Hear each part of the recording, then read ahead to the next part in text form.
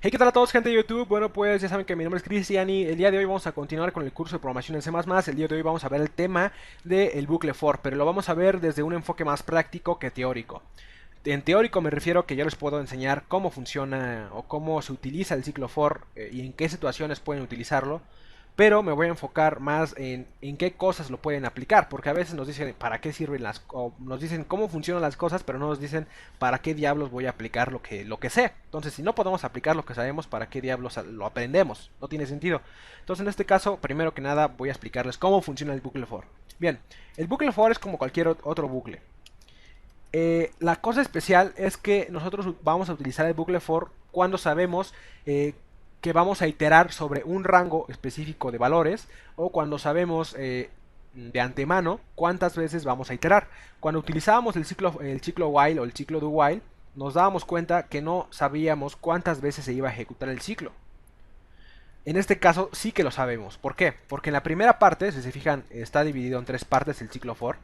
Tenemos que entre los paréntesis vamos a tener tres secciones bien identificadas.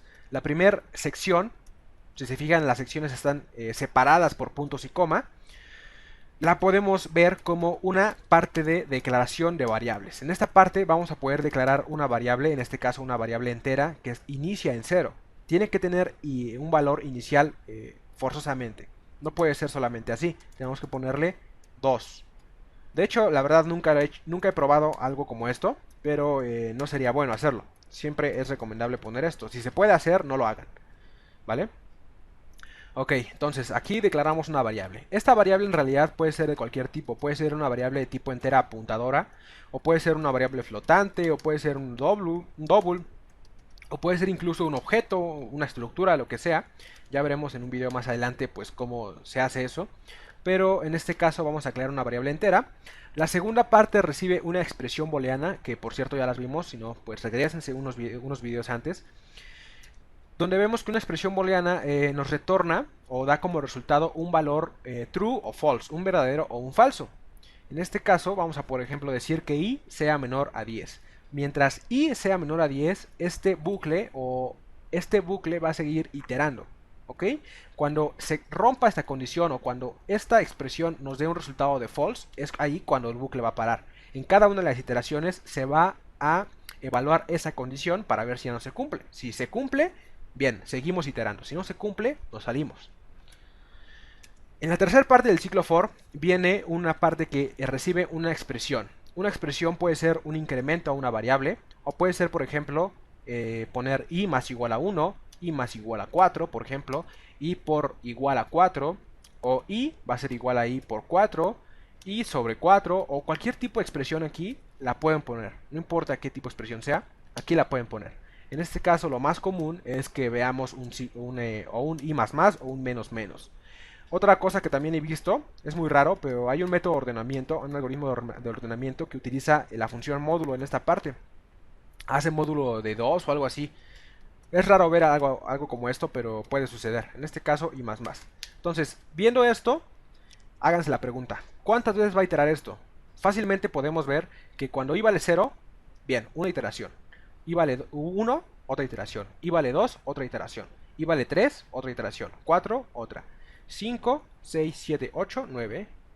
9. I vale 9. Aquí i vale 9 y ya llevamos 10 iteraciones. Ahora, cuando i vale 10, esta condición se va a romper porque 10 no es menor a 10. 10 es igual a 10. Entonces se rompe y nos salimos del bucle for. ¿Ok? Entonces vemos que en este caso, como i empieza en 0, el máximo valor que va a tener i va a ser de 9. Y cuando i valga 10, se rompe el ciclo. ¿Vale? Algo que también podemos hacer, o algo que he visto en algunos códigos, lo cual tampoco recomiendo, es que dejan la primera y la tercera sección del bucle for, la dejan vacío y el medio ponen un true. Eso es totalmente válido. Nadie dice que no podemos hacer esto. Ponemos aquí un true y de esta forma, como esto siempre va a dar true, nunca se va a romper una condición, entonces esto nos va a dar un bucle infinito. Es más, vamos a correrlo para que vean cómo va a ciclarse infinitamente. Ahí está, ciclando infinitamente. No está haciendo nada más que ciclando ahí. Vamos a cerrarlo y vamos a volver al código anterior. Ahí tenemos el código anterior y por ejemplo si queremos atravesar un arreglo, de enteros. Vamos a ponerle un arreglo, vamos a ponerle aquí 10 elementos, 1, 2, 3, 4, 5, 6, 7, 8, 9. Ahí tenemos 10 elementos, bueno, me falta uno, 10. Y de esta forma puedo imprimir cada uno de los elementos del arreglo. Vamos a poner, por ejemplo, aquí AR en la posición I. Y aquí cerramos corchetes, vamos a ponerle igual. Y aquí AR en la posición I. Endline. Vamos a ejecutar este programa para que vean que se va a ejecutar. Bueno, aquí me dio un error porque me faltó un punto y coma. Vamos a compilar y ejecutar nuevamente. Y vemos que efectivamente nos da el índice en el cual estamos iterando y el valor en ese índice del arreglo, obviamente. Y bueno, esta es la parte básica, la teoría. Ya terminamos la teoría. Ya le dijimos que cómo es el bucle for. Tiene tres partes. La primera parte es una declaración de una variable. De hecho pueden ser n variables, pero todas del mismo tipo. Es decir, si aquí pusimos entero, después ya no podemos poner, por ejemplo, float j igual a 1. Tenemos que poner j igual a 1, pero no podemos poner coma float. O sea, no es válido. Esto sí que es válido. Estamos declarando una variable entera i y aparte una variable entera j que empieza en 1. ¿Vale? En la segunda parte vemos una expresión booleana y en la tercera parte una expresión que puede ser aritmética, ¿vale? O una asignación. Ok, esto es por la parte de teoría. Ya también dijimos que tenemos que saber de antemano cuántas veces vamos a iterar. En este caso 10, en algunos casos va a ser n. Si nosotros definimos a n, int n igual a 10, pues entonces, dependiendo del valor de 10, va a ser el valor de las iteraciones, pero ya sabemos que va a iterar n veces, ¿vale? Aunque esa n es cualquier valor, ya sabemos que van a ser n veces. Es lo importante. Ahora, una aplicación que podemos notar con este tipo de estructuras de control iterativa, con el ciclo for, son las sumatorias. La sumatoria no es más que pues una sumatoria donde tenemos n términos, aquí en este caso, fíjense en esta imagen, donde tenemos la sumatoria desde k igual a 0, a 1, hasta n, donde cada uno de los términos va a ser igual a k elevado al cuadrado. Es decir, si nosotros queremos expandir esta sumatoria, lo podemos hacer de la siguiente forma. Fíjense, es la sumatoria desde k igual a 1. Entonces el primer término es 1. Y de hecho este valor que está abajo de la sumatoria siempre es un número entero. Y también el que está arriba. Este es el límite inferior de la sumatoria y este es el límite superior. Se puede ver de hecho como un rango, que vamos a sumar términos en un rango específico de datos. En este caso, como les decía, si queremos expandir esto, podemos hacerlo de la siguiente forma.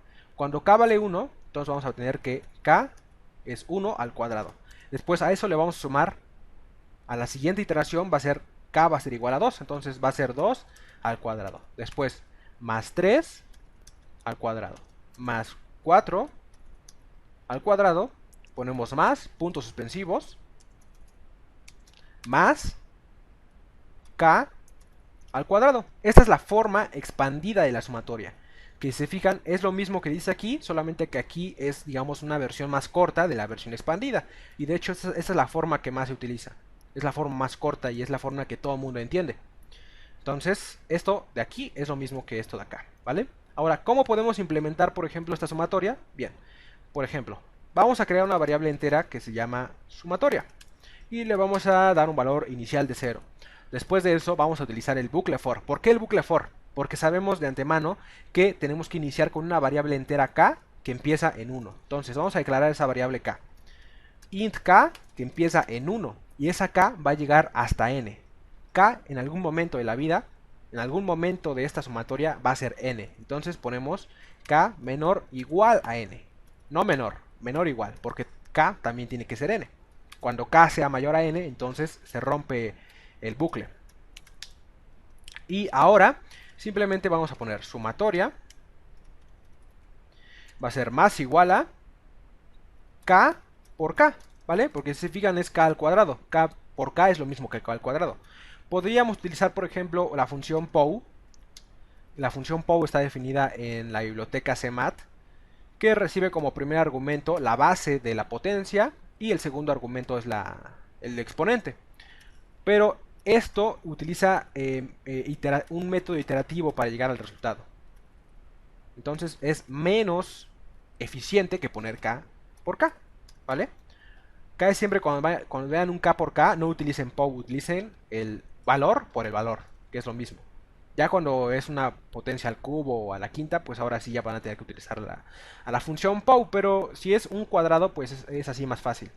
Y vamos a poner si out sumatoria va a ser igual a sumatoria, ¿cierto? Y un salto de línea, ejecutamos el código. Y ahora nos falta definir a n. N lo podemos pedir del usuario, es decir, podemos definir a n así y después decirle al usuario que nos dé n. Pero en este caso, para no complicarnos la vida tanto, vamos a definirla como una constante de tipo entera. Las constantes son con mayúsculas, recuérdenlo. Y le vamos a poner, por ejemplo, 10. Vamos a ejecutar ahora sí el código y ahora sí va a funcionar. Ahí está. Vemos que la sumatoria, esta sumatoria en específico, la que vemos acá, la pantalla, es igual a 385 cuando n es igual a 10. ¿Vale? Ok. Ahora, ¿para qué diablos nos sirven las sumatorias? Un uso muy estudiado de las sumatorias es las series de Taylor. Las series de Taylor nos permiten aproximar a una función mediante una serie de potencias o una suma de potencias, porque en realidad una sumatoria también se puede ver como una serie. En este caso, vemos que esta sumatoria está definida como sigue aquí. Tenemos n que empieza en 0. Recuerden que estos valores que están aquí en la sumatoria siempre van a ser enteros. N es igual a 0 hasta infinito. En este caso, nosotros vamos a sustituir este infinito por n, porque infinito no lo podemos interpretar. No podemos llegar al infinito, entonces tenemos que sustituirlo por un valor al cual sí podríamos llegar, ¿vale? Dice, es la derivada, la enésima derivada de la función evaluada en una constante a sobre n factorial por x menos a la n. X es el valor, el argumento de la función, ¿vale? Al cual nos queremos aproximar. Ahora, en realidad hacer este análisis con esta A es muy difícil. Entonces, después se creó, no sé si después o al mismo tiempo, no importa. Existen también las llamadas series de Maclaurin, la cual es una serie de Taylor, pero alrededor del número 0. Es decir, ahora en vez de que esta A sea una A cualquiera, ahora esta A va a ser un 0. Es decir, va a ser la derivada enésima de la función evaluada en 0. ¿Ok? Entonces vemos que este menos a desaparece ya que a vale 0 y entonces solamente se reduce a escribir x a la n. Después de análisis podríamos, análisis que tienen que ver con cálculo diferencial, podríamos llegar a las siguientes fórmulas, ¿vale? Esto ya está puesto aquí en la Wikipedia, que es la serie de Maclaurin de funciones comunes como es la función exponencial, la función logaritmo natural y las funciones trigonométricas, ¿vale? Lo difícil de esto va a ser que tenemos que implementar una función que nos dé el factorial. Entonces vamos a implementar esa función. Yo sé que todavía no vemos el tema de funciones en el curso, pero en realidad es muy intuitivo en cualquier lenguaje el uso de funciones, ya que las funciones de hecho están basadas en las funciones matemáticas.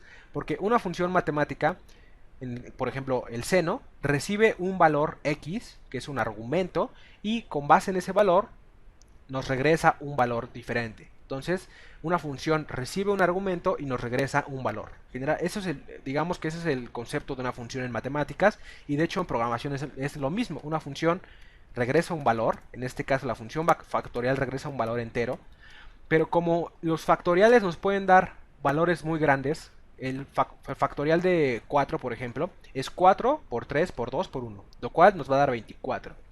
El factorial de 5 es el factorial de 4 por 5. 24 por 5 nos va a dar un total de 20 por 5 son 20 por 5 son 80, perdón, son 100. 4 por 5 son 120, el factorial de 5. Entonces, el factorial de 4 son 24, el factorial de 5 son 120. Si se fijan cómo va subiendo de una forma muy rápida el valor del factorial, si pudiéramos ver el factorial en una gráfica, podríamos ver que sube así, sube muy grande, ¿vale? Entonces, para ciertos valores del factorial no nos va a servir un entero de 32 bits, necesitamos un entero de 64 bits. Para eso, vamos a poner aquí un long long. El long long es de 64 bits, lo que es lo mismo que 8 bytes, ¿vale? Entonces aquí vamos a definir el factorial. Si se fijan es muy intuitiva la forma en la que declaramos una función. Ponemos primero el valor que regresa, el tipo de valor que regresa y un identificador para la función, y entre paréntesis vamos a escribir los argumentos. Podría ser, por ejemplo, seno, coseno. El coseno recibe un valor real x y nos regresa otro valor, double, por ejemplo, ¿no? Pero en el caso de la función factorial solamente está definida para números enteros.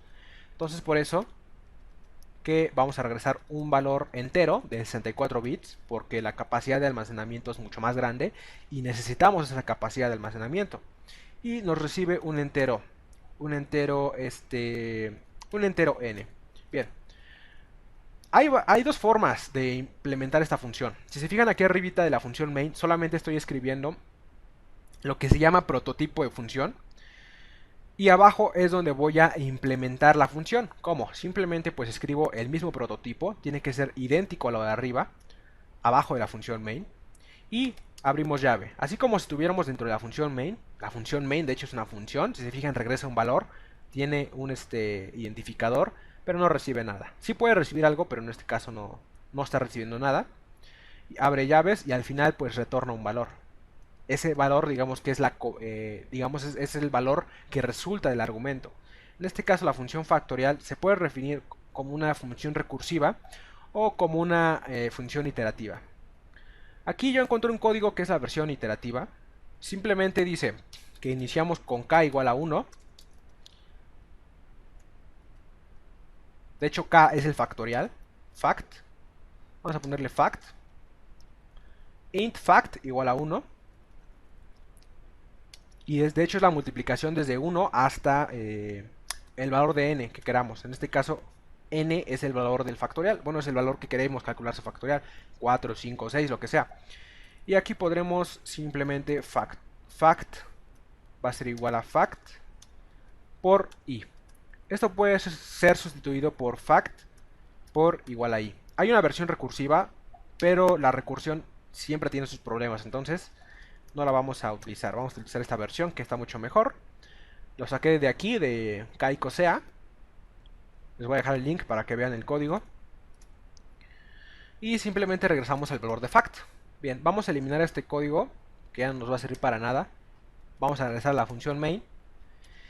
Y vamos a escribir, por ejemplo, vamos a probar la función que acabamos de hacer. Vamos a ponerle factorial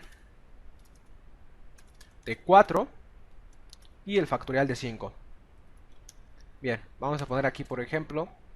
No, pero aquí está mal lo que estoy haciendo en la función factorial. Porque aquí tengo que declarar un long. Entonces ponemos aquí factorial de 5, salto de línea, y factorial de 4. Bien, el primer valor, ya como ya es esperado, pues nos va a dar 24 y el segundo 120. Bueno, de hecho me dio otra cosa que no es. Ok, parece que estuvo siempre bien. El problema es que nos daba 4 y aquí tendría que poner unos 2 puntos. Estúpido. Ay, ay, ay. Bueno, ya. Factorial de 2 es 2. De 5, 120. Yo creía que estaba mal porque me daba hace 5 y me daba como 5012, pero bueno, ya está bien ya. Ahora sí vamos a implementar la serie de Maclaurin, ya que tenemos el factorial. Para eso vamos a crear una función también, que nos va a regresar un valor double. Vamos a implementar la función exponencial. Primero que nada vamos a pues a ver cuánto nos da la función exponencial que está definida en CMAT, la que siempre utilizamos. Y después vamos a ver cuánto nos da la que está según la serie de Maclaurin. Entonces vamos a implementar aquí la función exponencial con Maclaurin. Maclaurin que recibe, es decir, vamos a recibir cuántos términos queremos. Vamos a recibir cuántos términos queremos para nuestra función. Vamos a ponerle términos. Y el valor en el que va a estar evaluada, que es x. Vamos a hacer lo mismo que hicimos allá abajo. Así. De esa forma. Y vamos a definir el valor de la función. Vamos a ponerle sumatoria. Recuerden que estamos haciendo una sumatoria igual a 0. Y ahora, aquí dice que la función exponencial está definida como la sumatoria desde n igual a 0. un for desde n igual a 0 hasta n igual a infinito. En este caso, ese infinito lo vamos a sustituir por el número de términos que queramos que tenga nuestra sumatoria. Entre más términos, más aproximados vamos a estar al valor. Vamos a poner, por ejemplo, aquí n menor o igual que el número de términos, coma, perdón, punto y coma, y vamos a ir incrementando n de esa forma. Y ahora lo que tenemos que hacer es lo siguiente: sumatoria más igual a, aquí dice que x elevado a la potencia n, entonces vamos a poner POW. POW también lo podríamos definir nosotros, también podríamos implementarla, pero ya fue mucha implementación, entonces vamos a usar la que está en CMAT. POW como primer argumento recibe el valor, que es x, o sea, la base del exponente de la potencia, y el segundo argumento es la potencia, que en este caso va a ser n. Y eso lo tenemos que dividir sobre el factorial de n, de esta forma. Y simplemente retornamos la sumatoria. Y ya tenemos todo listo. Ahora vamos a ver. Vamos a definir aquí una variable constante de tipo double, que va a ser el valor de pi, 3.141592. Solamente me sé esos. Después vamos a ver. Si out exponencial de pi según CMAT. Dos puntos. Y ponemos aquí exp. Este exp está definido en CMAT. Este no es el que hicimos nosotros. Vamos a usar el que hizo CMAT. Y le pasamos aquí el valor de pi. Y después de esto vamos a ver. Vamos a poner aquí un salto de línea. Y aquí vamos a escribir nuestro for. ¿Un for para qué? Ya hicimos muchos for, pero este for ¿para qué va a ser? Para probar nuestra función factorial con diferentes números de términos. Es decir, cuando se usa solamente un término en la sumatoria, es decir, cuando solamente vamos a ocupar uno de estos términos, ¿qué valor nos da? Recuerden que estas son aproximaciones, no son valores reales. Y de hecho, cuando hablamos en computación, o sea, cuando hablamos en términos de un lenguaje de programación de la computadora, lo que vamos a obtener siempre son aproximaciones, nunca vamos a obtener un valor exacto. Para valores exactos, pues existen las matemáticas. Vamos a definir aquí una variable, una constante aquí, que se va a llamar términos. Vamos a ponerle, por ejemplo, 20, a ver qué pasa. Y menor al número de términos. Y más, menor o igual. Y abrimos llaves. Corchetes no, llaves. Y ahora ponemos si out exponencial de pi con y términos, dos puntos, y aquí ponemos exp de Maclaurin,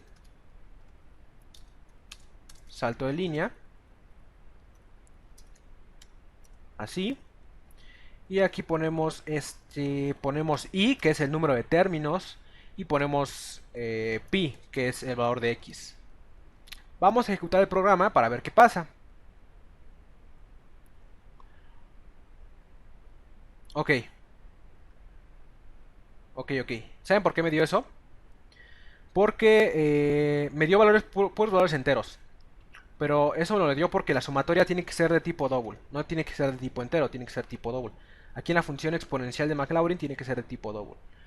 Ahora sí vamos a ejecutar el programa. Y vemos lo siguiente. Vemos que el valor que nos da pi, según CMAT, es 23.1407. Ahora, con un término, utilizando la serie de Maclaurin, es 4.14, con dos términos 9.07, y así vemos que cada vez nos vamos acercando más y más al valor que nos da CMAT. Lo más seguro es que CMAT también utilice series de Maclaurin, o quién sabe qué utilice, pero es posible que utilice también un método iterativo para obtener el valor. Vamos a ver qué pasa si ponemos un valor más grande, por ejemplo, 40. 40 términos. Bien.